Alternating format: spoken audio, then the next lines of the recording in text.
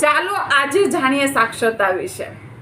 દેશમાં ભણતરનું મહત્વ બહુ જ વધી રહ્યું છે અને ગવર્મેન્ટ પણ પ્રોત્સાહન કરી રહી છે.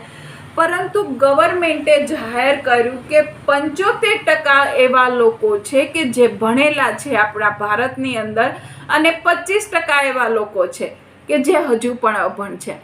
કઈ રીતે? તો ગવર્મેન્ટની મુજબ જે લોકો બેંકની અંદર સિગ્નેચર કરવા જાય છે અને એમની જગ્યાએ એ લોકો પોતાની ફિંગરપ્રિન્ટ યાની કે અંગૂઠાનો ઉપયોગ કરે છે, જેને આપણે અંગૂઠા છાપ કહીએ છીએ, કાળા અક્ષર કુવાડે માર્યા એવું કહે ને, એ મુજબના લોકો 25% છે.